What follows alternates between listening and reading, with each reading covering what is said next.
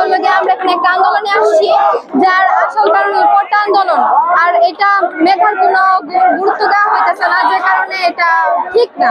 আর আমাদের দাবি হলো যে আন্দোলন আমরা জোরদার করব, আর এটা একটা সুষ্ঠু বিচার হোক। আমরা ভাইয়ের রক্ত বিচার একটা দিব না, এত স্টুডেন্টের আন্দোলন আমরা বিচার একটা দিব না। এটাই আমাদের মূল দাবি, আর এই দাবি মেনে নিতেই হবে। না, কোনো বাধা দেওয়া হয় নাই, আর আমরা দমে যাব না, আমরা এই আন্দোলন চালিয়ে যাব। গতকাল আমরা টাউন হল মোড় থেকে আন্দোলন শুরু করেছিলাম। আমরা আমাদের কর্মসূচি 11টায় শুরু করেছিলাম এবং আমরা সেখান থেকে আমাদের মিছিল শুরু করে আমরা ব্রিজের দিকে রওনা হই এবং আমরা ব্রিজে অবস্থান করি। সেখানে আমাদের অবস্থান কর্মসূচি পালন করি। কারণ আপনি জানেন যে আমাদের ঢাকা বিশ্ববিদ্যালয়ের যে ভাইরা রয়েছে তাদের উপর আক্রমণ করা হয়েছিল। আমাদের জাহাঙ্গীরনগর ভাইদের উপর আক্রমণ করা হয়েছিল। আক্রমণের ফলশ্রুতিতে আমরা গতকাল বিক্ষোভ কর্মসূচি পালন করি। আমরা এর পরিপ্রেক্ষিতে টাউন হল মোড় থেকে আমাদের আন্দোলন শুরু করেছিলাম। আমাদের তখন পর্যন্ত কোনো সমস্যা হয়নি, আমরা ভালোভাবে আমাদের বাসায় পৌঁছাতে পেরেছি।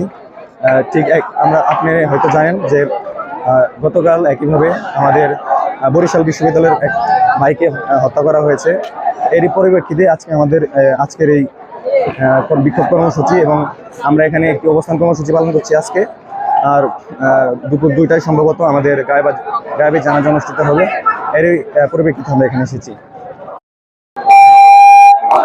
আমরা আমাদের ন্যায্য অধিকার সংস্কারের যৌক্তিক সংস্কার করতে হবে প্রথার, এবং যে পর্যন্ত সরকার আমাদের যৌক্তিক দাবি না মেনে নেয় ততদিন পর্যন্ত আমরা আমাদের আন্দোলন চালিয়ে যাব। এবং সরকারের যে ছাত্রলীগ বাহিনী আছে ওদের সন্ত্রাসী কর্মকাণ্ডের উপযুক্ত বিচার করতে হবে।